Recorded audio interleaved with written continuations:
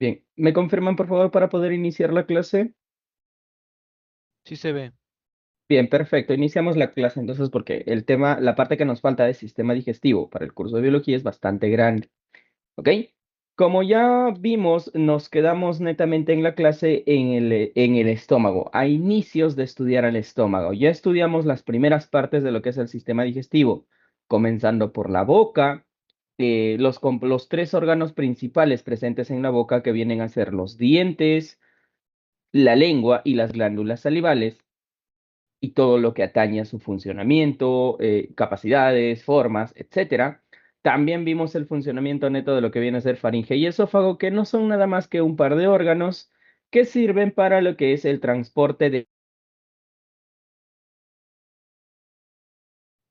desde la boca hacia lo que viene a ser el estómago. ¿Bien? Ahora, jóvenes, si tienen alguna pregunta o algo, son libres de abrir el micrófono y hacer preguntas o colocarlo en lo que viene a ser el chat. ¿Bien? Ahora, en lo que respecta al estómago, el estómago es un órgano que tiene una forma como un frejol. Bien, por si acaso solo tiene la forma de un frejol.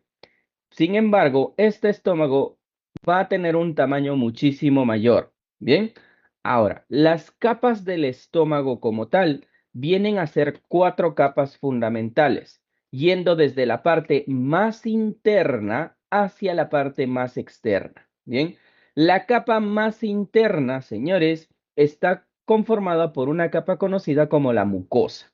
Bien, como tal, entonces, ¿qué encontraremos en esta capa? Vamos a encontrar al llamado mucus, además de las células principales del estómago. Bien, vamos a encontrar a estas células que conforman al estómago y más que conformarlas, cada una de estas células va a cumplir una función. Ahora, por debajo o yendo hacia la parte externa del estómago, encontraremos a la capa submucosa. Esta capa submucosa, señores, no es nada más que una capa de tejido conectivo. Bien, esta capa de tejido conectivo va a ser altamente vascularizada e inervada. Significa que va a tener gran cantidad de vasos sanguíneos, además también de tener gran cantidad de terminaciones nerviosas. Bien, por otro lado, ya pasando esta capa submucosa, hacia la parte más externa, yendo ya hacia afuera, encontramos a la capa muscular, con tres tipos de músculos. Con tres tipos de capas musculares. Hablamos de la capa oblicua, que se le conoce así porque la disposición de las fibras musculares está en forma oblicua o en esquina. Bien, mientras que las principales capas serán la capa circular y la capa longitudinal. La orientación de cada una de estas capas musculares está en forma transversal, mejor dicho, capa circular, capa longitudinal. Así, en cuanto se contraiga este tipo de músculo o estas capas musculares, el movimiento ya no se va a realizar solo en una dirección, sino que se realizan en varias direcciones al mismo tiempo. A ese tipo de movimiento lo llamaremos el movimiento volumétrico o la contracción volumétrica. Bien, profesor, ¿qué tipo de músculo va a ser el que forma esta capa muscular? Va a ser la capa conocida, el tipo de músculo conocido como el músculo liso y el movimiento de contracción que realizan es el llamado movimiento peristáltico. Bien, ya para finalizar hacia la parte inferior, más que inferior, hacia la parte más exterior Otra de cadena. lo que viene a ser este estómago, encontraremos a la capa serosa. Esta capa serosa, una vez más, es una nueva capa de tejido conectivo, altamente vascularizado y altamente inervado, muchísimo más que la submucosa. Esta capa serosa además va a estar en contacto directo con el resto de órganos del sistema digestivo. Bien, es la capa más externa. Bien, lo que vemos aquí. La membrana exterior va a estar en contacto ¿con quién? Con la capa serosa. Bien, el recubrimiento estomacal netamente entonces ¿de qué estará formado? De la mucosa y submucosa. Bien, Y también encontramos a las llamadas capas musculares. Ahora, profesor, ¿qué es lo importante del estómago como tal? Lo importante vienen a ser estas células. Bien, hablaremos ahora de las células del sistema, o perdón, de las células del estómago. Estas células se encuentran en unas estructuras conocidas como criptas estomacales. Bien, se le conocen como criptas porque ingresan formando una cavidad, pero no hay una salida más que la misma entrada por donde se ingresó. A nivel de la porción superior del estómago o cuello, vamos a tener que abundan un tipo de células conocidas como células mucosas. Estas células como tal van a producir el llamado mucus. Bien, este mucus es una sustancia mucosa, un moco como tal, pero una característica fundamental de esta mucosa, señores, es que esta mucosa está mezclada con el bicarbonato.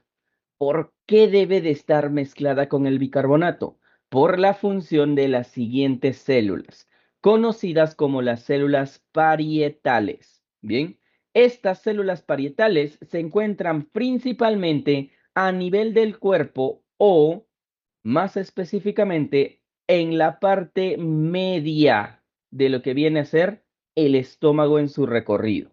Bien, profesor, ¿por qué deben de estar en esa zona? Porque las células parietales son las encargadas de la producción del ácido clorhídrico o el HCl, conocido como el ácido estomacal. Además de no solo producir HCl, sino de producir al llamado FIC o también llamado el factor intrínseco de Castle. Bien, ahora, profesor, estas células producen un ácido. ¿Qué creen ustedes que le pasaría a las células si entran en contacto directo con el ácido? Estas células van a sufrir daño, señores, se van a cocinar en el ácido como tal, se van a dañar permanentemente. Para eso, para evitar ese problema, ¿qué ha pasado primero en la parte superior del estómago? Se han producido con las células mucosas un mucus o un moco mezclado con bicarbonato. Como tal, el HCl es un ácido, el mismo nombre lo indica, ácido clorhídrico, mientras que el bicarbonato es una base. Por química básica, señores, nosotros ya sabemos que si nosotros mezclamos un ácido y una base, ¿qué va a pasar o qué reacción química se lleva a cabo en ese momento? Va a llevarse a cabo la reacción química conocida como neutralización. ¿Bien? Mejor dicho, el mucus con el bicarbonato neutralizan al ácido clorhídrico que entra en contacto con las paredes del estómago y de esa forma las paredes del estómago no sufren daño alguno. ¿Bien?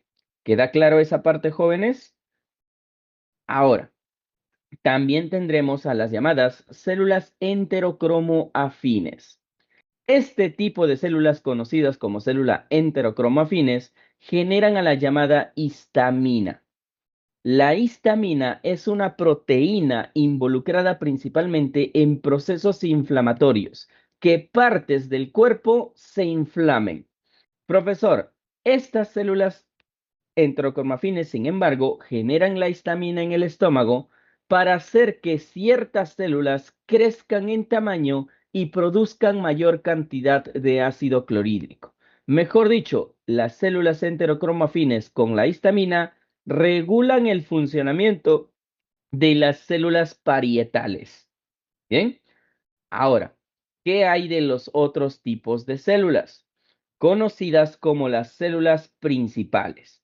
Las células principales, señores, también conocidas como células simógenas, son células capaces de secretar un tipo de enzima, pero una enzima inactiva conocida como pepsinógeno.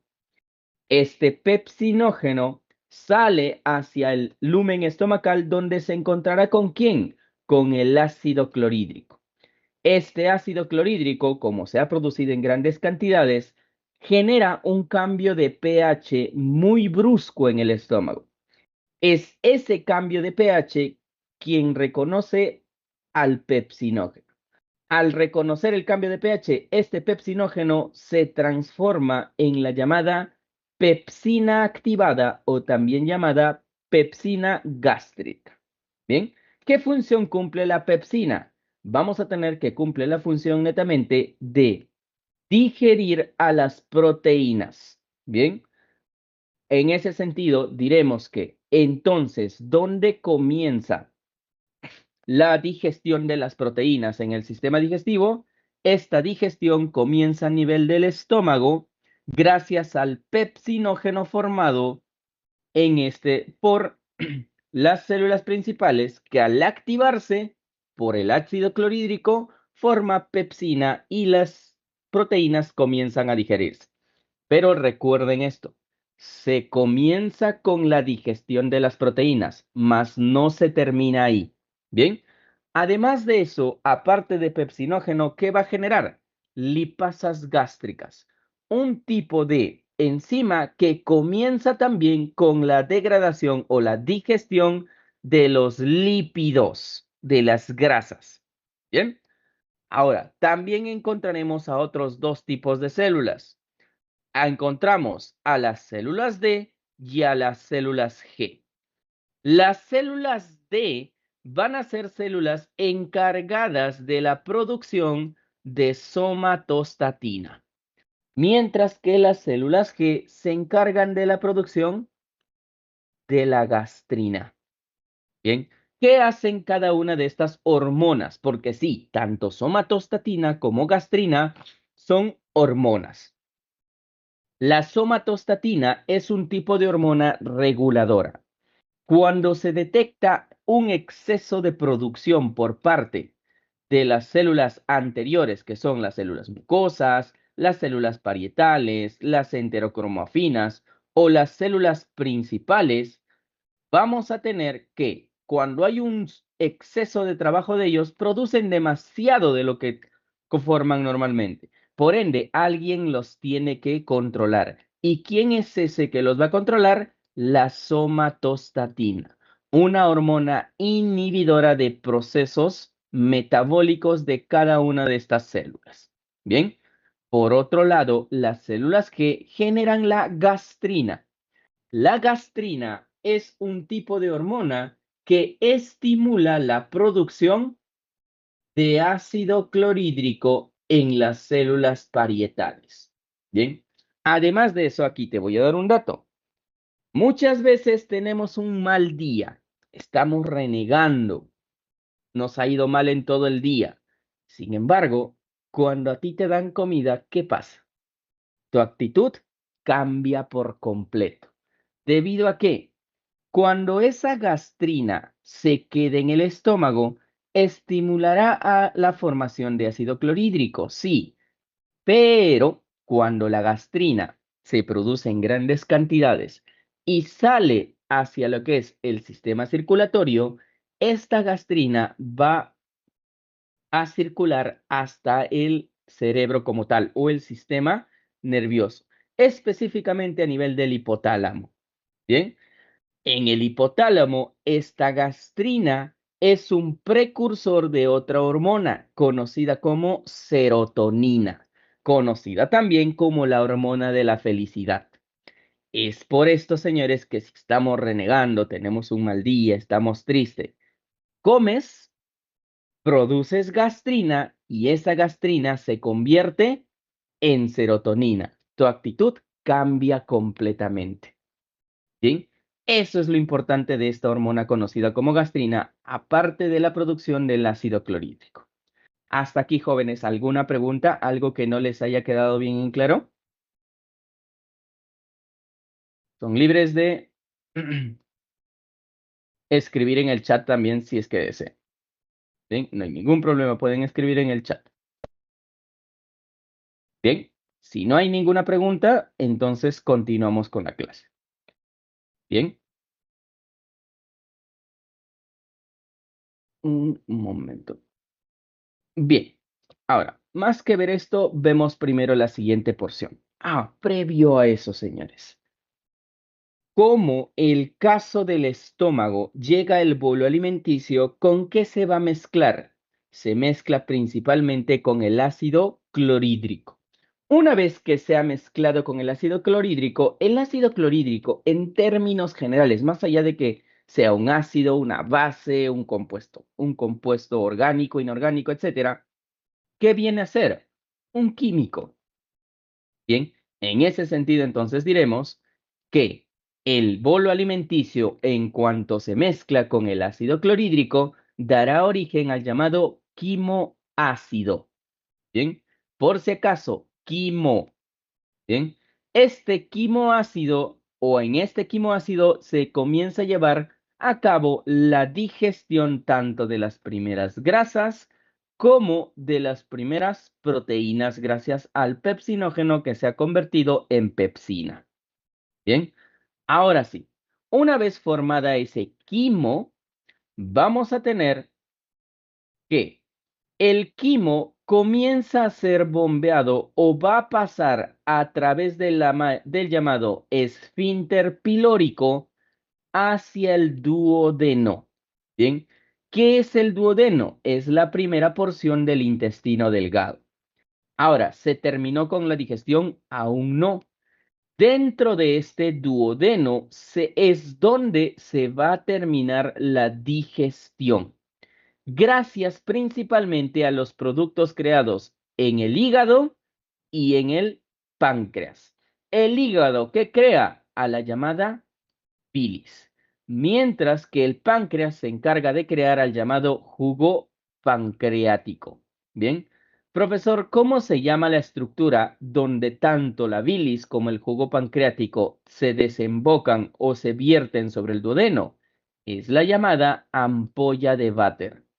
Bien, ahora señores, aquí estos productos de bilis y jugo pancreático se mezclan con el quimo. Bien, además de que este mismo duodeno tiene la capacidad de crear enzimas digestivas, al igual que quién, profesor, al igual que el páncreas. Bien, entonces, ¿qué va a pasar con este quimo aquí en el duodeno? Se va a proceder a terminar con la digestión, o mejor dicho, a terminar la conversión de alimento a nutriente, gracias a todos estos productos, a la bilis, al jugo pancreático y también a los jugos intestinales. Bien, ahora sí podemos regresar y hablar de cada uno de estos o de estas glándulas que apoyan a la digestión a nivel del duodeno. En primer lugar, hablaremos del hígado. El hígado, en unas células conocidas como hepatocitos, tiene la capacidad de producir la llamada bilis. La bilis sale del hígado de los hepatocitos a través de los llamados conductos hepáticos, tanto derecho como izquierdo. Estos se fusionan en el conducto hepático común y esa bilis no sale directamente, sino que ingresa a través del conducto cístico hacia la vesícula biliar. Bien, la vesícula biliar, ¿qué hace, profesor? Se encarga nada más que de almacenar la bilis. Además también de que como está almacenada, esta bilis se comienza a concentrar, mejor dicho, se comienza a ser más fuerte, más efectiva. Bien, una vez que esta vesícula biliar se ha llenado, comienza a concentrar la bilis, esa bilis concentrada sale de la vesícula biliar y se dirige una vez más a través del conducto cístico hacia el llamado conducto hepático. La fusión de tanto conducto cístico como conducto hepático se le conoce como el conducto colédoco. Y es este conducto colédoco, que viene desde la zona del hígado y se introduce hacia el duodeno en la llamada ampolla de váter. Bien, profesor, ahora, ¿cuál será la función de lo que viene a ser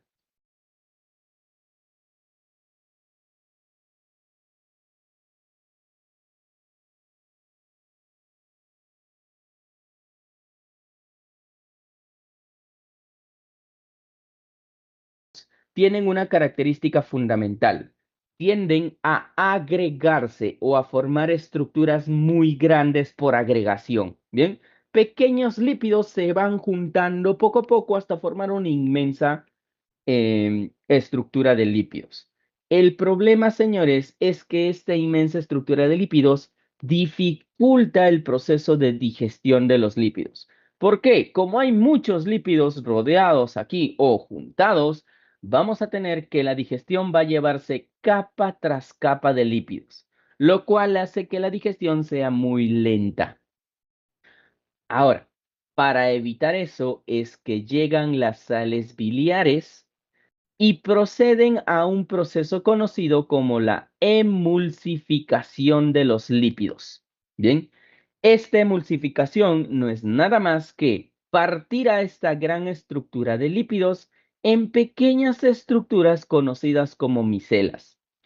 Estas micelas son tan pequeñas que eh, los aminoácidos, o más que los aminoácidos, las enzimas gástricas conocidas como lipasas que digieren lípidos pueden fácilmente digerir a cada una de estas micelas. El problema es que cuando tú lo partes en micelas, estas micelas van a tender a unirse una vez más, a fusionarse, formando la gran gota de lípido. Para evitar eso, las sales biliares que se encuentran en la bilis como tal se unen a estas micelas, impidiendo así que se vuelvan a compactar en una sola estructura. ¿Esto qué hace? Facilita la digestión de los lípidos. Bien, por ende, deben de entender esto. La bilis no digiere lípidos, sino que ayuda mediante la emulsificación a que las enzimas pancreáticas como la lipasa puedan digerir a los lípidos de forma eficiente. Bien, ¿alguna Va a pregunta con aparecer respecto a de este esta proceso, manera. señores? ¿Queda todo claro? Tú vas a escoger el juego. Si no hay ninguna pregunta, continuamos. Bien. Si alguien tiene preguntas, simplemente abran su micrófono y hablen directamente. Ahora, hablemos ahora entonces de la otra glándula principal del sistema digestivo. ¿De quién hablamos? Del llamado o de la llamada. Señores, es un órgano o una glándula mixta. Tiene dos porciones. La porción endocrina con los llamados islotes de Langerhans que producen hormonas como la insulina y el glucagón, y también tendremos a la porción en exocrina. Bien, esta porción exocrina es la que nos atañe para el sistema digestivo. Profesor, ¿por qué? Esta porción exocrina está formado por unas estructuras conocidas como células acinares. Bien, estas células acinares tienen la capacidad de producir todas las enzimas gástricas, o la gran mayoría de ellos, por lo menos.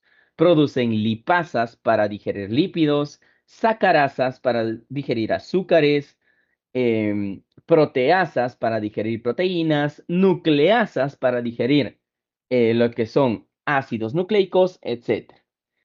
Esas enzimas digestivas salen a través de un conducto conocido como el conducto de Wirsung.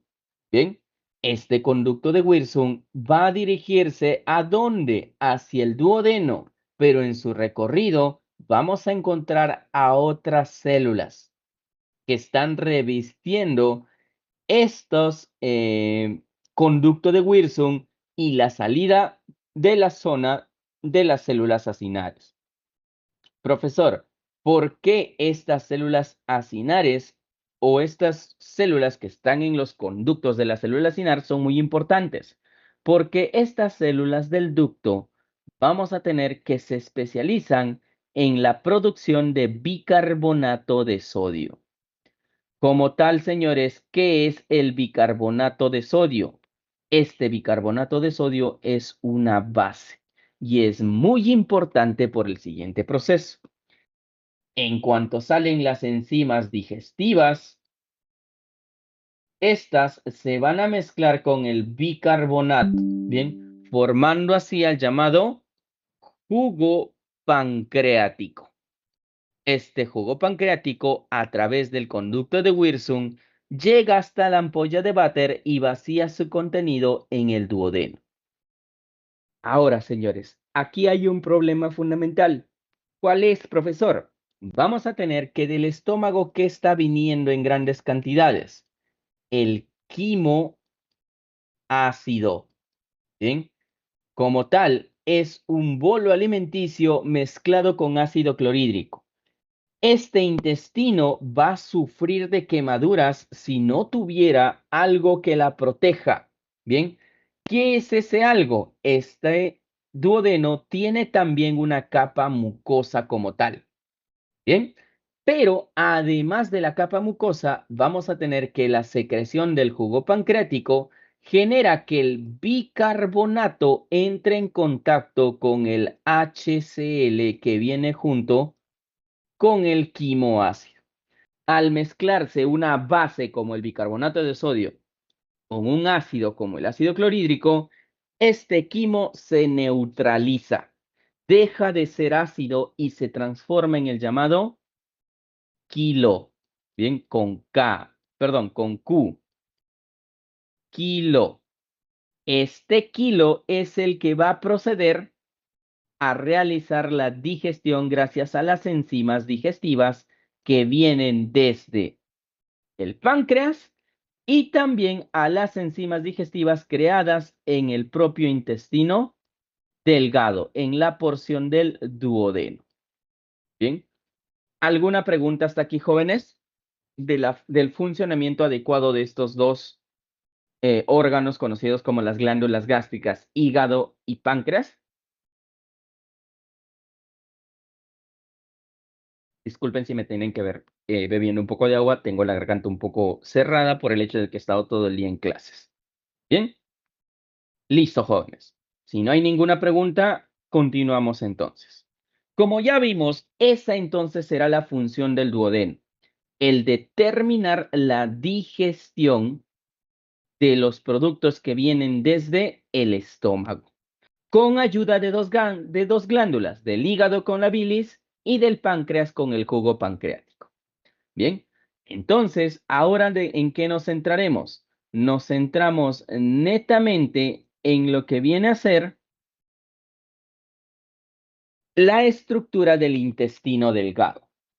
Este intestino delgado es un órgano extremadamente largo, ¿bien? Entre aproximadamente 6 a 7 metros de largo. Profesor, ¿todo eso está dentro de mi abdomen? Sí. ¿Por qué? No se encuentra estirado, sino que se encuentra enrevesado.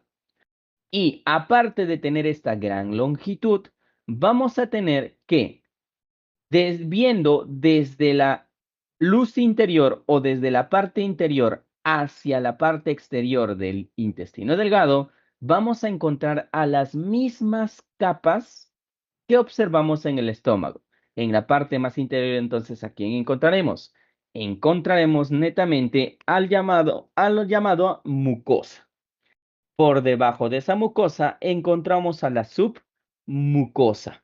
Bien, esta submucosa se continúa después con las capas musculares o los músculos, ya sea circular interna y longitudinal externa.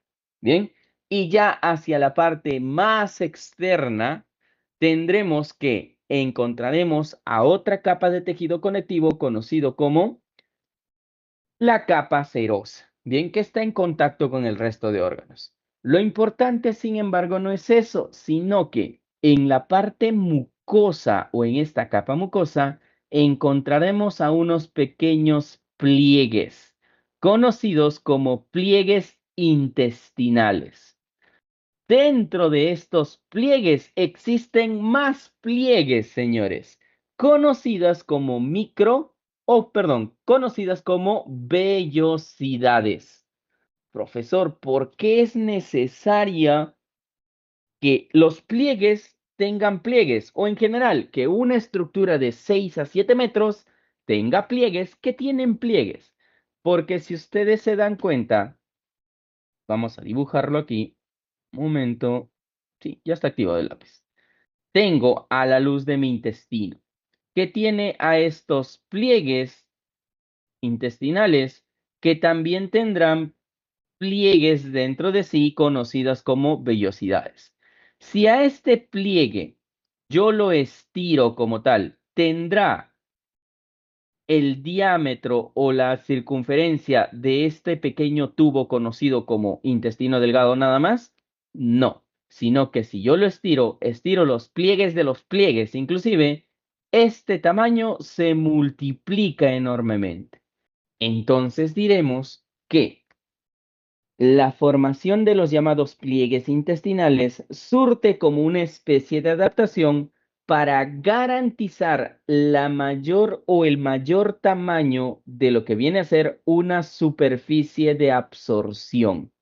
Bien, cuantos más pliegues tenga, habrá mayor superficie de absorción de nutrientes. ¿Ok? ¿Queda, señores, comprendido? ¿Alguna pregunta hasta este momento? ¿Alguien podría decirme si tienen o no preguntas? Bien. El silencio, el que calla otorga, como quien dice. Así que si no hay ninguna opinión, comprendo yo que han comprendido toda esta parte. Bien. Ahora, sin embargo, señores, estos pliegues no son lo más importante. ¿Qué será lo más importante entonces, profesor? Hablaremos de las llamadas criptas del Lieberkühn. Bien, en estos pliegues como tal, dentro de las vellosidades, se forman unas estructuras que se introducen hacia adentro, formando una pequeña cueva o cripta. Bien, en estas criptas es donde nosotros encontramos a las células importantes de lo que viene a ser este intestino delgado. En primer lugar, te encontraremos a las células con microvellosidad. Bien, este tipo de células, ya sea dependiendo del lugar en el que se encuentren, van a cumplir diferentes funciones. En el duodeno, ¿qué función cumplirán? Ahí en el duodeno, como ustedes saben, no se genera ninguna absorción de nutrientes. O si la hay, es muy poco. ¿Qué se estará dando en el duodeno? La digestión. Bien, por ende, las células con microvellosidades o la microvellosidad del duodeno, ¿para qué sirve? Para la llamada digestión. Mientras que en las otras dos porciones del intestino delgado, conocido como yeyuno e ilion, va a darse un proceso ya no de digestión, sino netamente de absorción. Bien, por ende diremos que las microvellosidades encontradas en yeyuno e ilion se especializan en la absorción de nutrientes. Bien, ahora, a lo largo de todo el intestino delgado encontraremos unas células que tienen una pequeña forma de copa, ¿bien? O un vaso, una copa de vino, netamente. Ahora, al tener esta forma de copa, se les conoce como células en copa o células caliciformes. Su principal función, la secreción del mucus para proteger las paredes internas del intestino delgado.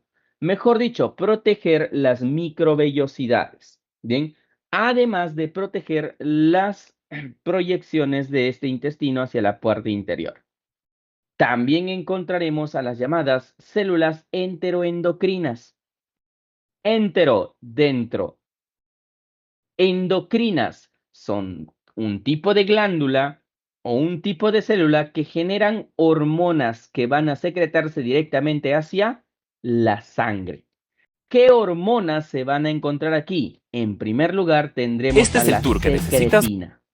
¿Bien? También tendremos a la colecistoquinina y al GIP.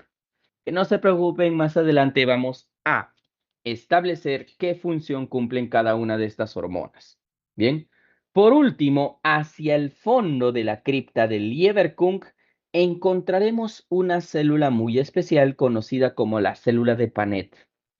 Esta célula de Paneth, señores, no es nada más que una célula del sistema inmunitario. Bien, es un glóbulo blanco principalmente, que está ahí para producir a las llamadas lisosimas, un tipo especial de enzima digestiva encargada de eliminar principalmente virus y bacterias, pero más bacterias sobre virus. ¿Bien? Esas son las células de las criptas de Lieberkühn que se encuentran en los pliegues intestinales, conocidas como vellosidades intestinales. ¿Ok? ¿Alguna pregunta hasta este momento, señores? ¿Algo que no haya quedado en claro?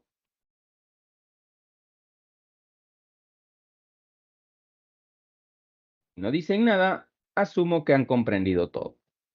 Ahora, este es el resumen de la degradación de los alimentos y cuáles son las enzimas involucradas. Como ya indicamos en la clase de anterior, señores, del día lunes como tal, tendremos que los glúcidos o los azúcares como el almidón, por ejemplo, ¿dónde comienzan su digestión? A nivel de la boca, gracias a que la saliva tiene la llamada amilasa salival, que se encarga de transformar el almidón en maltosa. Bien, profe, ¿cómo me doy cuenta de esto? Si alguna vez tú comiste un pan como tal, digo que no comas panes por si acaso, bien, sino que tú al morder un pan, el primer mordisco, ese pan te sabía dulce, lo más probable es que no.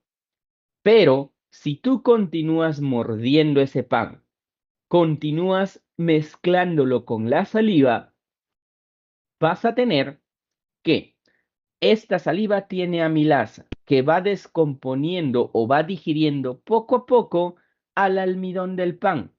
Por eso, cuanto más muerdes un pan después de morderlo en un inicio, su sabor continuará como el inicio o comienza poco a poco a hacerse más dulce. ¿Eso gracias a quién? A que la amilasa está liberando a las maltosas. Y la maltosa es un monosacárido que es de sabor dulce netamente. Bien, a nivel del estómago, ¿voy a digerir a los azúcares? No. ¿El hígado ayuda a la digestión de azúcares? Tampoco. Pero vamos a tener que el duodeno sí es el encargado netamente de terminar con la digestión de los azúcares. ¿Ayudados por quién, profesor?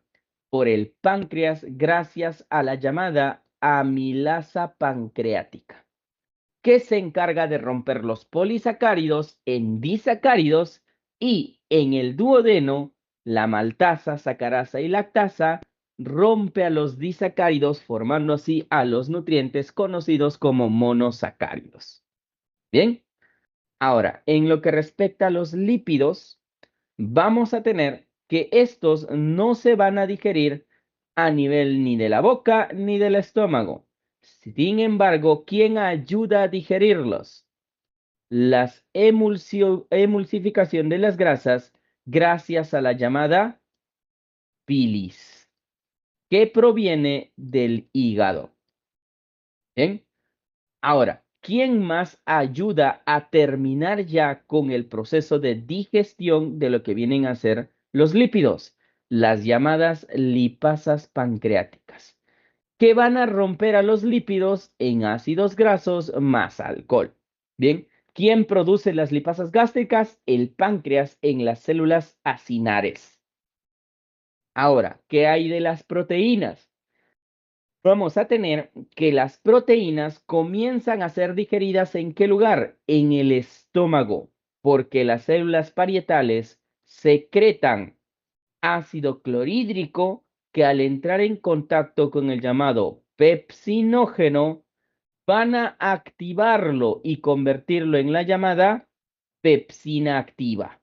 Bien, esta pepsina activa comienza con la digestión de las proteínas, pero no termina el trabajo.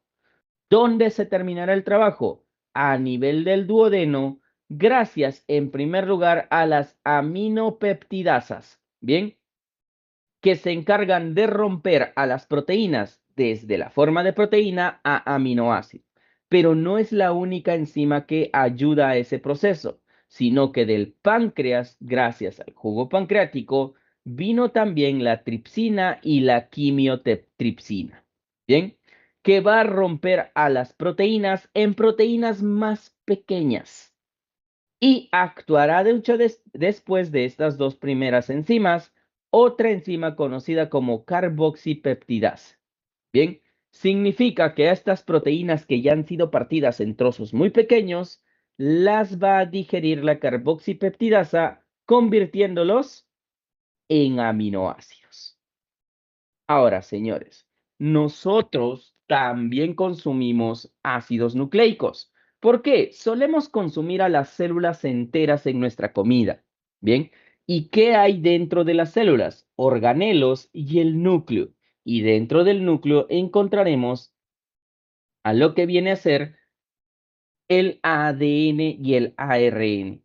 Para poder nosotros digerir ese ADN y ARN, ¿a quién recurriremos? A nivel del duodeno, recurriremos a las nucleotidasas, ¿bien? Que van a romper a los nucleótidos en bases nitrogenadas como adenina, citosina, guanina y timina, y también los rompen en fosfatos y en los azúcares que los conforman. Mientras que gracias al páncreas vamos a tener a las llamadas nucleasas.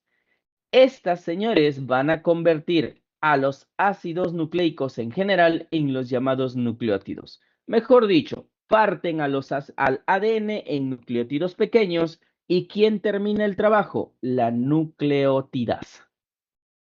Bien, jóvenes, ¿alguna duda o pregunta que tengan hasta esta parte? Voy a apagar mi cámara porque está medio lenteándose mi computadora. Bien. ¿Alguna duda que tengan, jóvenes? ¿Algo que no haya quedado en claro? Esta parte, jóvenes, muchas veces lo preguntan en exámenes de admisión, así que muy atentos. Esta parte les debe de quedar bien en claro. ¿Ok? Bien, si no dicen nada, asumo que han entendido por completo. Continuamos entonces, y ahora sí, ¿de quién hablaremos? De las enzimas, perdón, de las hormonas intestinales o gastrointestinales. En primer lugar, hablamos de la gastrina. ¿Esta gastrina qué función cumple? ¿Y dónde? La cumplen las células G en el estómago. La gastrina, ¿qué va a inducir? A la secreción del ácido clorhídrico. Bien. Mientras que la secretina, producida en las células enteroendocrinas del duodeno, van a estimular la secreción del bicarbonato en el páncreas. Bien, en ese sentido, ¿quién estimula la formación y secreción de bicarbonato en el páncreas? La secretina producida en el duodeno. También hablamos de la colecistoquinina. Esta colecistoquinina, señores, se genera en las células enteroendocrinas de lo que viene a ser el duodeno. Y esta hormona como tal estimula la secreción pancreática. Mejor dicho, activa a las células acinares para que produzcan las enzimas digestivas. Y también, ¿a quién más va a estimular? A los hepatocitos de lo que viene a ser el, el hígado para la producción de bilis y esta bilis pueda emulsionar a las grasas. Bien, por último hablamos del péptido inhibidor gástrico. Este llamado péptido inhibidor gástrico, señores, es una proteína muy especial. Una proteína que también funciona como lo que viene a ser una enzima y también como una hormona que al ser producida en lo que vienen a ser las células enteroendocrinas del duodeno, esta va a través de la sangre hacia el estómago. ¿A qué parte, a qué parte del estómago irá, profesor? Va a dirigirse netamente hacia la capa muscular. Bien, este GIP o péptido inhibidor gástrico se dirige a la capa muscular y como está en grandes cantidades el GIP, provoca o va a generar que este músculo que se está contrayendo para empujar el quimo desde el estómago hacia el duodeno deje de contraerse. Bien, mejor dicho, regula el peristaltismo del estómago. ¿Por qué debe de hacer esto, profesor? Principalmente porque el volumen del estómago no es igual al volumen del duodeno. Mejor dicho, el volumen del estómago es muy grande. Por ende, yo podré vaciar todo el contenido de este estómago de forma repentina sobre el duodeno. No lo debo de hacer porque mi duodeno no va a aguantar. Entonces, ¿cómo lo debo de hacer? De poco en poco. Bien. Y así el duodeno va procesando de poco en poco y en cuanto se vacía, vamos a tener que el GIP disminuye. ¿Con qué finalidad? Si hay muy poco GIP, ¿qué creen que pasará con el movimiento peristáltico del estómago? Se vuelve a activar, empuja un poco más de quimoácido del estómago hacia el duodeno. Al llenarse, el GIP vuelve a producirse en grandes cantidades y el movimiento peristáltico se para una vez más. Bien, en ese sentido, regula este movimiento del quimo desde el estómago hacia el duodeno. Gracias a esta dinámica, señores, es que nosotros tendremos una sensación de llenado en el estómago de aproximadamente entre 2 a 3 horas. Pasado ese tiempo, ¿qué es lo que sientes? Bien, vamos a tener que pasado esa hora, lo que van a sentir ustedes es el hambre, señores. Eso es lo principal en el caso del péptido inhibidor gástrico. Regula el proceso del hambre mediante controlar el paso del quimo y por último vaciar este estómago hacia el duodeno. ¿Alguna pregunta hasta aquí, jóvenes? Y aquí sí necesito que alguien me diga si lo comprendió o no, que me confirmen, por favor.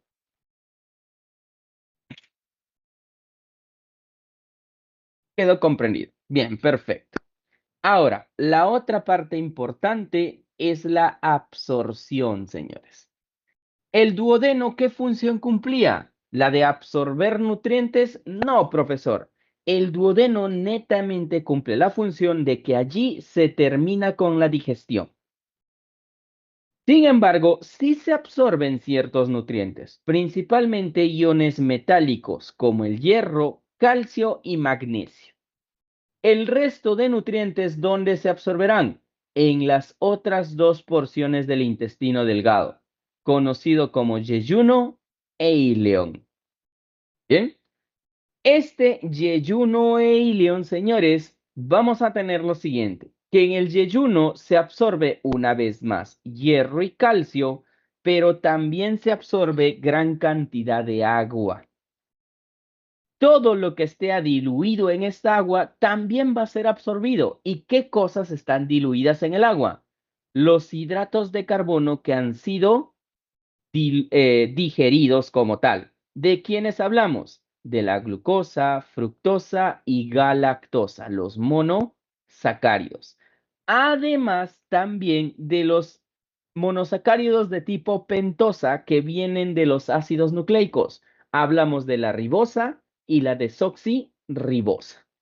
Bien, todas ellas, ¿dónde se van a absorber? A nivel del yeyuno.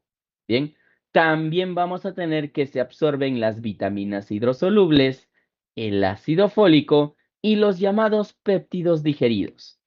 Aquí muchos de mis alumnos se han asustado. Profesor, usted no me ha indicado qué es un péptido digerido.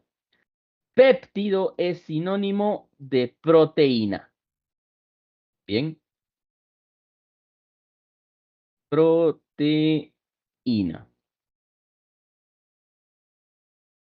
Mientras, pero vamos a ver, no, aquí no se puede.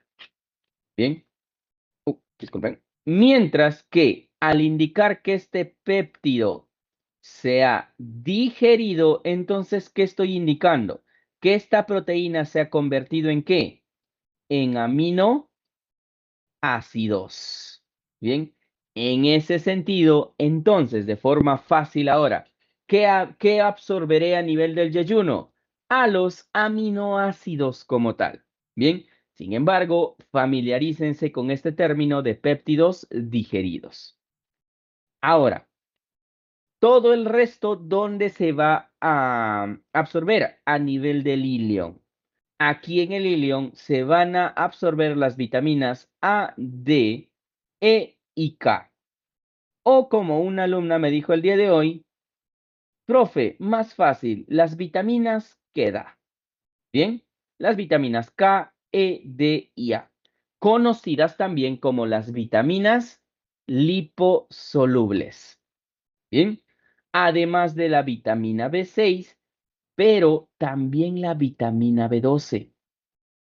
Esto o aquí va a entrar a tallar una molécula muy importante de la cual no hemos hablado hasta ahora.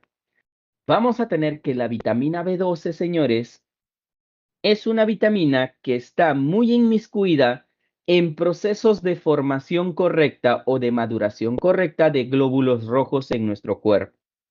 Por ende, su falta, ¿qué enfermedad genera? La llamada anemia perniciosa, donde se forman glóbulos rojos malos, o mejor dicho, glóbulos rojos que no pueden cumplir la función de transporte de sustancias a nivel de la sangre. Profesor, entonces, si yo como vitamina 12 genero buenos glóbulos rojos, sí. El problema, señores, es que nuestro cuerpo, nuestro sistema digestivo, no puede ver o no reconoce a la vitamina B12. Profesor, entonces, ¿cómo es que lo voy a absorber? Gracias a que en el estómago se produce una molécula muy especial, conocida como el FIC, o también llamado factor intrínseco de Castlé. Este factor intrínseco de Castlé sí es capaz de detectar a la vitamina B12 y lo que hace es pegarse a esta como una especie de acosador, ¿bien? No la va a soltar, se pega, una vez que se pega, jamás la suelta. Profesor, ¿por qué debe de pegarse? Porque el factor intrínseco de Castlé llega desde el estómago, pasa por el duodeno junto con la vitamina B12, pasa a través del yeyuno, hasta llegar ¿a dónde? Hasta llegar al ileón. Una vez que llega al ileón como tal, las células de las microvellosidades del ileón no reconocen a la B12, pero ¿a quién sí van a reconocer? A eso que está pegado a la vitamina B12. Reconoce al factor intrínseco de Castlé y como entonces, ¿qué hacen estas microvellosidades o células de las microvellosidades? Absorben al factor intrínseco de Castlé y al mismo tiempo, como está pegado, también absorben a la vitamina B12, que ahora sí ya puede ser utilizada por nuestro organismo. Bien, para eso es importante el factor intrínseco de Castlé. Además de eso, también a nivel del ilion se van a absorber las grasas y el colesterol, que ya han sido digeridos. Ahora, yo te pregunto, joven, ¿con qué están viniendo estas grasas y colesterol? ¿Qué se les pegó para que ayuden a su correcta digestión? Hablamos de las sales biliares.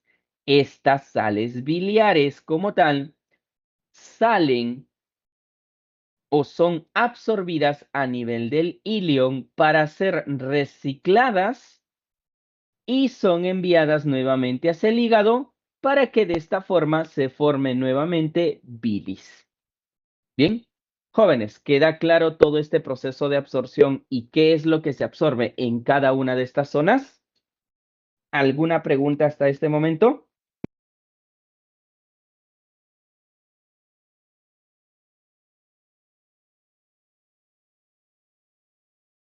Bueno, si nadie dice nada, imagino que todo queda claro. Bien.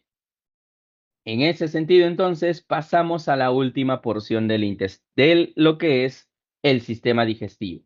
¿De quién hablaremos? Del intestino grueso, también conocido como colon. Bien. Por si acaso, el colon es todo el intestino grueso. Bien. Ahora, este intestino grueso comienza al lado derecho del abdomen en la zona baja. Ahí el intestino delgado se conecta con el intestino grueso. Este colon o intestino grueso sigue un recorrido hacia la parte superior por el lado derecho del abdomen. A esa porción la conocemos como el colon ascendente, porque está subiendo. Bien. Ahora, una vez que subió, ese colon se dobla y comienza a atravesar todo el abdomen de lado a lado, justo por debajo de la zona del estómago. Bien, a esa porción, ¿cómo lo llamaremos? Lo llamamos el colon transverso. Bien, y una vez que ya atravesó por el lado izquierdo del abdomen, desciende hacia la parte baja. A ese tipo de colon o a esa porción del colon lo llamaremos el colon descendente. Bien, ahora, ese colon se vuelve a doblar, pero hacia la zona central del abdomen, en la zona parte baja central del abdomen. A esa pequeña porción doblada la conocemos como el colon sigmoides, que se vuelve a doblar ahora sí hacia la zona baja del cuerpo en una estructura recta. Por eso se le conoce como el recto, para que desemboque al final a través del llamado ano. Bien, terminando así el recorrido de lo que es el sistema digestivo. Ahora, nosotros vamos a tener características fundamentales de este colon. Primero, disculpen, jóvenes, este colon va a caracterizarse porque ya se absorbieron los nutrientes. Lo que queda, ¿qué será entonces? Solo son desechos y agua. Por ende, este colon es el encargado de convertir esos desechos en las llamadas heces. Bien, para ese proceso, ¿qué hace con los desechos?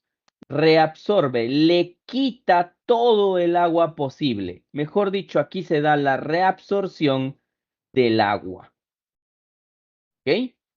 Ahora, señores, vamos a tener que, como están abundando aquí los desechos como tal, materia en descomposición ya, también abundan bacterias, ¿bien? Bacterias del tipo patógeno.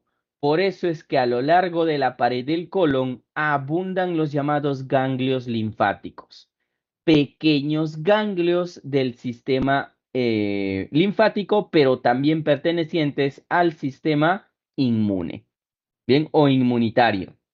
Sin embargo, no son la principal barrera, sino que la principal barrera frente a bacterias que son dañinas es la llamada microbiota o flora bacteriana. Bien, esta flora bacteriana se tratan de bacterias que con nosotros viven en estrecha simbiosis. Bien, significa que nosotros le damos alimento o protección inclusive, y ellos, ¿qué nos van a garantizar? Tres cosas. Uno, gracias a sus procesos metabólicos, las bacterias de la microbiota producen a la llamada vitamina C. También se produce en esta misma microbiota la conocida como vitamina K. Bien, estas se producen en cantidades suficientes para que nuestro organismo funcione de forma ligeramente adecuada.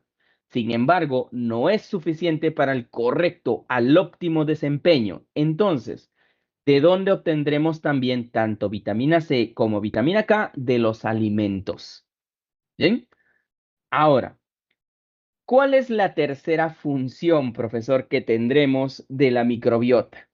Esta microbiota, al estar presente en el colon como tal, vamos a tener que son como una especie de barrera. Si ellos están presentes, ¿quién no estará? Si ellos están ahí, las bacterias dañinas o patógenas son eliminadas. Bien, son desplazadas y no generan daño alguno. En ese sentido, diremos entonces que la microbiota funciona como una barrera física para los patógenos. Son parte de la inmunidad innata. Bien que ya lo van a ver en la parte de sistema inmune. Ahora, ¿dónde encontraremos a la gran mayoría de esas bacterias conocidas como la microbiota o flora bacteriana?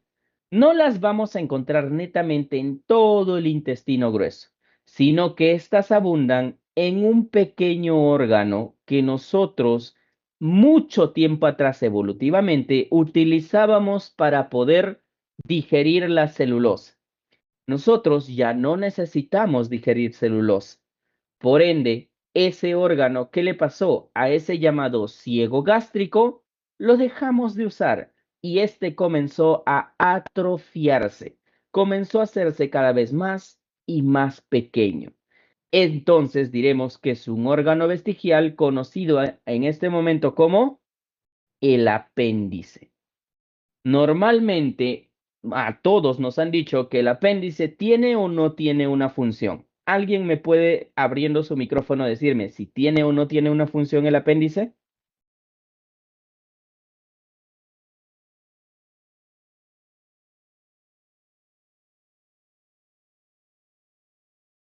Como tal, el apéndice no posee una función muy bombástica, por decirlo de esa forma, como el resto de los órganos. Bien, sin embargo, nosotros ya vemos cuál será su función principal. Almacenar ¿a quién? A la microbiota o flora bacteriana del intestino grueso. Bien, listo, jóvenes. Hasta aquí, ¿alguna pregunta que tengan respecto al sistema digestivo en general? ¿Algo que necesiten que se les vuelva a reforzar? Si no hay nada que reforzar, si todo ha quedado comprendido al 100%, entonces pasaremos a la última parte de la clase hablando de lo que vienen a ser las vitaminas. Bien, las vitaminas, señores, son como tal, no podemos categorizarlas diciendo si son proteínas o si son lípidos o si son azúcares o ácidos nucleicos. No se puede hacer eso. ¿Por qué, profesor? Porque las vitaminas son parte fundamental de todos estos grupos al mismo tiempo. Mejor dicho, la digestión de este tipo de, por ejemplo, de algunas proteínas, va a dar como resultado algunas vitaminas. La digestión de algunos azúcares da como resultado algunas vitaminas también. De lípidos de igual forma. Por ende, ¿las vitaminas tendrán un solo origen? No, tienen múltiples orígenes. Bien, por eso nosotros no podemos clasificar o categorizar a las vitaminas dentro de un solo grupo de las moléculas. Sin embargo, nosotros sí podemos categorizar a las proteínas de acuerdo a su solubilidad, teniendo así a las llamadas vitaminas liposolubles así como las vitaminas hidrosolubles. Profesor, ¿qué hay de las vitaminas liposolubles? ¿En qué serán solubles o dónde se solubilizan? Van a solubilizarse principalmente en lípidos. Y vamos a tener a 4 proteínas liposolubles. Hablamos en primer momento del retinol o también conocida como la vitamina A. Este retinol sirve principalmente para garantizar el correcto funcionamiento de los tejidos epiteliales y también del tejido de la retina del ojo. Bien, por ende, su deficiencia se traducirá ¿en qué? En una infección o en infecciones recurrentes de los tejidos epiteliales, pero más que nada afecciones a nivel del ojo como la xeroftalmia. Bien, ¿dónde encontramos la vitamina A, profesor? Vamos a encontrarla principalmente en los alimentos que tengan caroteno. Por ende, la vitamina A de quién va a proceder o de producto de quién será, producto del metabolismo de los carotenoides, que no son ni proteínas, ni glúcidos, ni lípidos, sino que son pigmentos. Bien, ¿dónde los encontramos? Por ejemplo, en las zanahorias, los camotes, los pimientos anaranjados, frutos naranjas, etcétera. ¿Ok? Ahora también hablaremos de la vitamina D, conocida como el colecalciferol. Este colecalciferol, como indica el nombre, ¿a qué te suena? Colecalciferol. Entonces, ¿en qué estará inmiscuida principalmente? En el correcto funcionamiento o el correcto ingreso del calcio hacia la sangre, hacia los huesos. En ese sentido diremos entonces que la vitamina D ayuda a la fijación de calcio hacia los huesos. Bien, ¿dónde encontramos gran cantidad de vitamina D? En los huevos, en los lácteos como los quesos, las mantequillas, los champiñones, así como en principalmente los pescados. Profesor, ¿su deficiencia qué genera? Que el calcio no se fije adecuadamente a los huesos. Como tal, en niños genera el raquitismo, mejor dicho, el enanismo. Bien, estos niños con raquitismo no crecen adecuadamente, sino que se quedan pequeños. Mientras que en adultos aparece la llamada osteomalacia. Profesor, ¿qué es la osteomalacia? La osteomalacia es una enfermedad en la cual los huesos se van haciendo cada vez más y más frágiles hasta el punto donde ya no pueden soportar el mismo peso corporal. Por ende, la persona deja de caminar, deja de moverse libremente. Bien, ¿cómo curo la osteomalacia? Consumiendo la vitamina D. Profesor, ¿yo puedo generar mi propia vitamina D? Sí lo puedes hacer. ¿Cómo? Saliendo al sol, exponiéndome tu piel a los rayos UV. Sin embargo, ese colecalciferol generado en la piel no basta. Se necesita siempre el consumir vitamina D con los alimentos. También hablaremos de la vitamina E, conocida como el tocoferol. Esta vitamina E se encuentra principalmente en los alimentos aceitosos, como la palta, los frutos secos como la nuez, las pecanas, etcétera. Bien, vamos a tener que la vitamina E está muy inmiscuida en los problemas, en la fertilidad en general. Se ha observado en roedores principalmente que la falta de vitamina E o su deficiencia produce esterilidad, parálisis y también distrofia muscular. Ahora, por último, dentro de las vitaminas liposolubles, hablaremos de la vitamina K.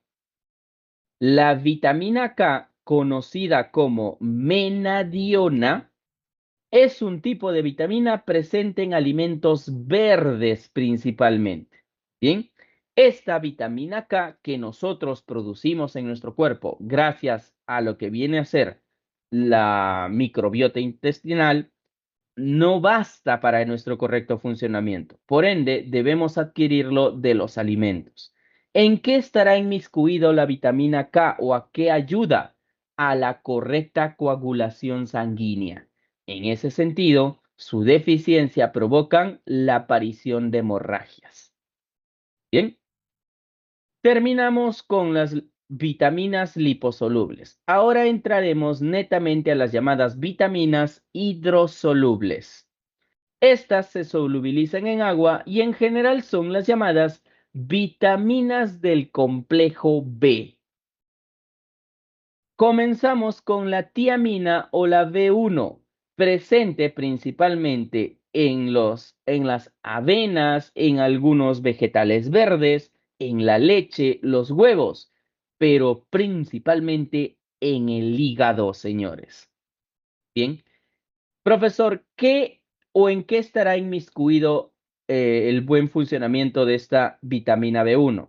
La vitamina B1 ayuda al buen funcionamiento de los tejidos epiteliales, específicamente de la piel.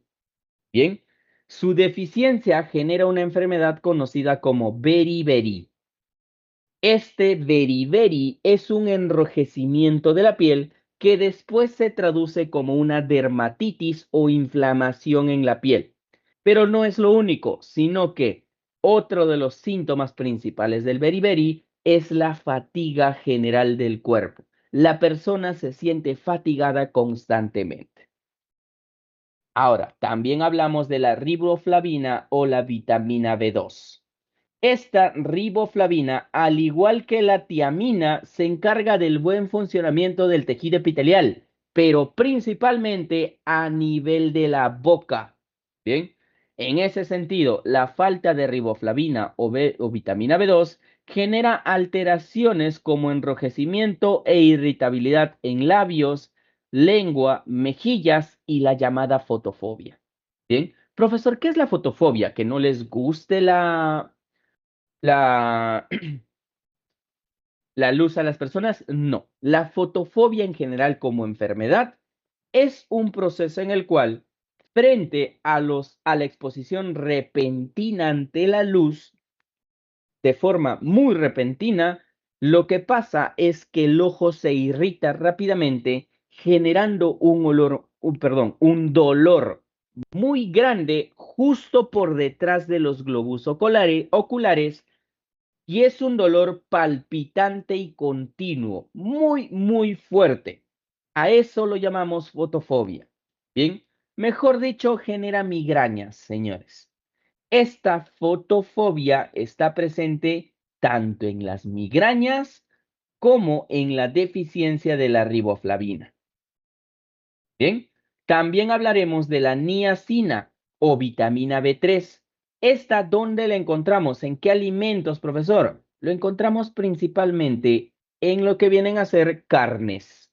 Bien, en la carne encontramos abundante niacina. ¿Por qué? La niacina es un subproducto del metabolismo de las proteínas en general. ¿Y qué tienen las carnes en abundancia? Proteínas, profesor. Bien, su deficiencia genera la llamada pelagra. ¿Ven esta imagen de este niño? Eso es la pelagra. La piel se enrojece y forma escamas que poco a poco comienzan a desprenderse. Mejor dicho, la piel se pela. Pero no es lo más peligroso de la pelagra. Lo más peligroso es, uno, la fatiga general. El cuerpo se cansa muy rápido sin hacer casi nada. A pesar de que están sentados sin moverse, aún así se cansan mucho. Pero lo peligroso es cuando esta pelagra avanza y aparece la llamada demencia.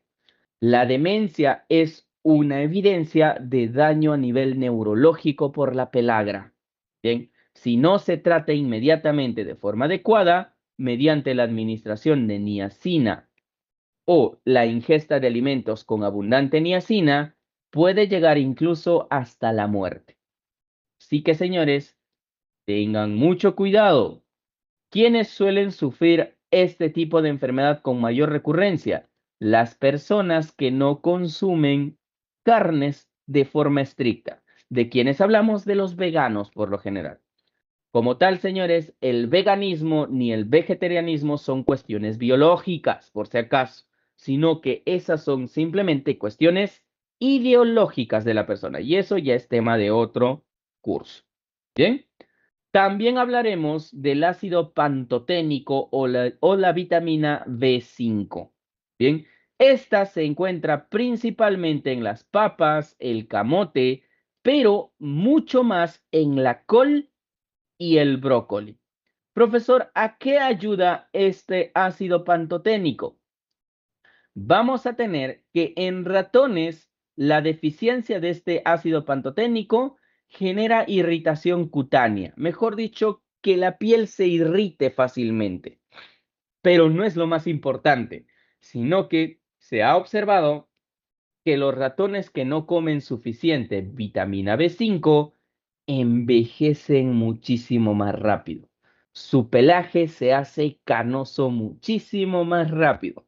Por ende, si tú no quieres sufrir de un envejecimiento acelerado, ¿qué deberías de consumir?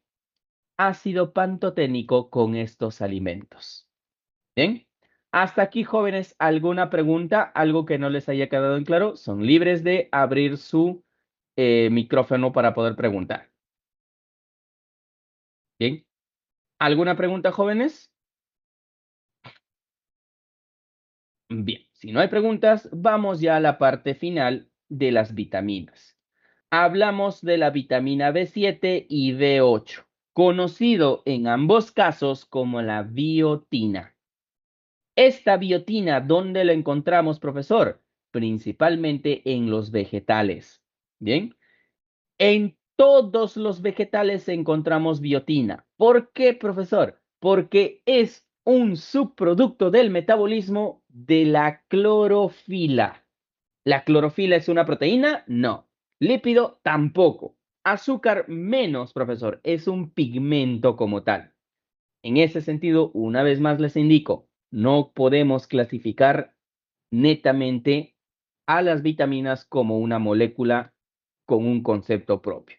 Bien, ahora, la biotina está inmiscuida principalmente en general en regular el metabolismo del cuerpo y múltiples procesos metabólicos, como los procesos metabólicos a nivel de la piel, también a nivel de los músculos, cabello, sistema nervioso, etc. Ahora, su deficiencia genera múltiples enfermedades, pero una de las más características es la llamada depresión. Bien, esta depresión causada por falta de biotina es perfectamente tratable. ¿Cómo? Mediante la ingestión de biotina con una correcta dieta como tal. ¿Bien?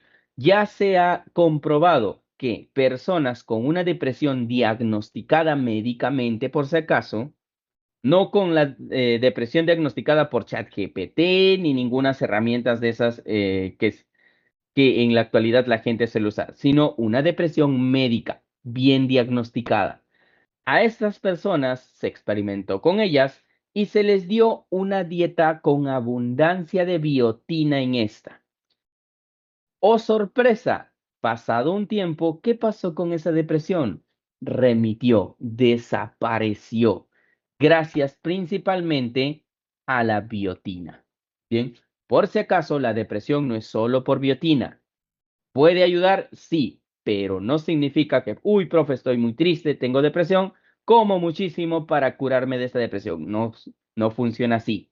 Eso te lo tiene que indicar un nutricionista, un médico bien preparado. Bien, para ir finalizando ya, jóvenes, también hablamos del ácido fólico o vitamina B9. ¿Esta en qué estará inmiscuida principalmente? En el correcto funcionamiento o formación del sistema nervioso de los fetos en la etapa embrional. Bien, por ende, su deficiencia que genera va a generar problemas en el cierre del tubo neural y por ende genera problemas en el sistema nervioso, deformaciones a nivel del sistema nervioso. Por eso las embarazadas suelen consumir muchísimo ácido fólico. Bien. También hablaremos de la cobalamina o vitamina B12. Como ya te indiqué, ¿en qué estará inmiscuida la vitamina B12? Principalmente en regular el correcto funcionamiento y maduración ¿de quién? De los glóbulos rojos. Bien, si hay una deficiencia de cobalamina o vitamina B12, ¿qué te va a generar? La llamada anemia perniciosa. Bien, uy, disculpen jóvenes, por algún motivo se cambió. Bien. Ahora, ya finalizando la clase, hablaremos del ácido ascórbico, también conocido como la vitamina C. ¿Dónde encontramos muchísima vitamina C? Principalmente lo vamos a encontrar en los frutos conocidos como los cítricos. Ahí abunda la vitamina C, señores. Sin embargo, vamos a tener que no solo los cítricos tienen abundante vitamina C, sino que también lo tienen un fruto que tiene muchísima más vitamina C que cualquier cítrico, que cualquier naranja, mandarina, toronja, etc. Hablamos del kiwi, que tiene muchísima más vitamina C y es más eficiente consumir un kiwi que muchísimas naranjas. Bien, ¿en qué está inmiscuida lo que es el ácido ascórbico o vitamina C? En el correcto funcionamiento de las mucosas internas del cuerpo. Si hay una deficiencia de vitamina C, uno de los principales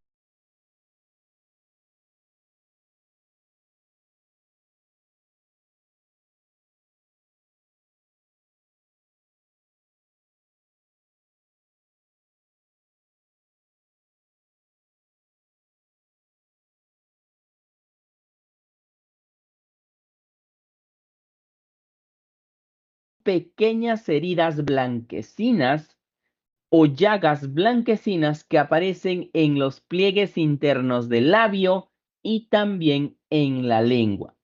Unas pequeñas lesiones muy dolorosas que a veces hasta impiden comer o hablar correctamente. ¿Cuál es el correcto tratamiento? Uno, mucha hidratación, tomar abundante agua, así como comenzar a consumir alimentos que tengan abundante vitamina C. Bien, no es causado por virus, ni por bacterias, ni nada por el estilo, sino que es directamente causado por la deficiencia de vitamina C en nuestro organismo. Bien, hasta aquí, jóvenes. ¿Alguna pregunta que tengan respecto en general a las vitaminas? Son libres ustedes de abrir sus micrófonos y hacer las preguntas. Bien, lo digo porque este tema de las vitaminas, los alumnos casi siempre, por no decir siempre, tienen múltiples preguntas en esta parte. Bien, dudas más que nada del día a día. ¿Quedó comprendido, señores, las funciones en general de las vitaminas? Como tal, entonces, hacemos un repaso general. Tendremos que las vitaminas las podemos clasificar como proteínas, azúcares, lípidos como tal. No podemos hacer eso porque van a derivar de muchísimos de estos al mismo tiempo. Bien, entonces solo las clasificamos como vitaminas de tipo liposoluble y vitaminas de tipo hidrosoluble. Dentro de las liposolubles encontramos al retinol o vitamina A, al colecalciferol o vitamina D, al tocoferol o vitamina E y a la menadiona o vitamina K. Bien, profe, para estudiar esto tengo que aprenderme todos los tipos de vitaminas. No, solo apréndete estos cuatro principales. Vitamina A, vitamina D, vitamina E y vitamina K. ¿Por qué? Muchas de las preguntas de esta parte están orientadas a diferenciar ambos grupos. Te colocan listas y te dicen, ¿estas vitaminas de qué tipo son? ¿Hidro o liposolubles? Si tú te aprendes las vitaminas liposolubles, que solo son cuatro, por descarte el resto de vitaminas que son hidrosolubles. Bien, solo apréndete o ten esta estrategia de aprenderte las que son en menor cantidad. Bien, ¿alguna pregunta, jóvenes? Ahora, las vitaminas hidrosolubles, ¿quiénes son? Tiamina o B1, riboflavina o B2, niacina o B3, ácido pantoténico B5, biotina B7 y B8, ácido fólico B9, cobalamina B12 y el ácido ascórbico como la vitamina C. Bien, ahora sí, continuamos y ahí tienen las claves correspondientes a esta semana, jóvenes. Bien, ahí tienen las claves, jóvenes. Bien, nos faltan solo unos 3 minutos. Bien, ¿alguna pregunta que tengan con respecto a este tema en general? En general, a lo que es el sistema digestivo. Bien, tienen preguntas, son libres de hacerlas. No tengan miedo, jóvenes. Están aquí para aprender.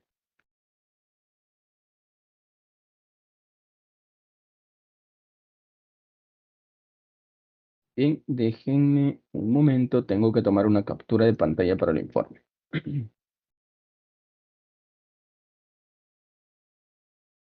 Profe, Dime, te escucho.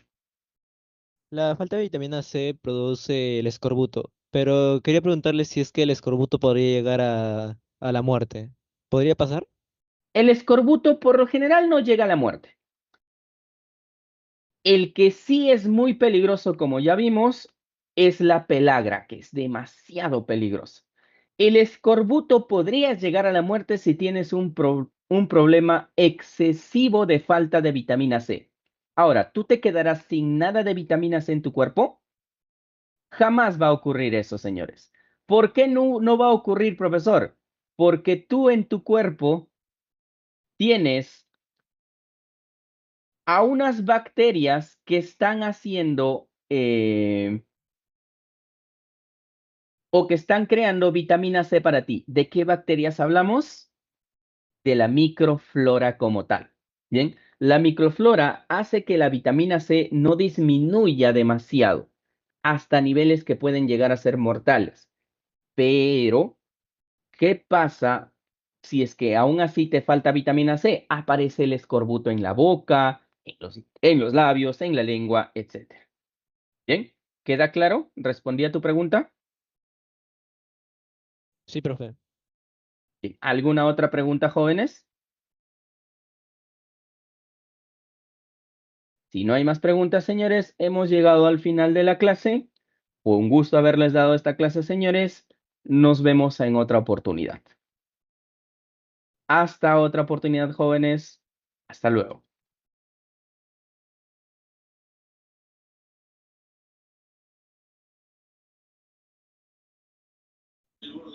Chao, profe.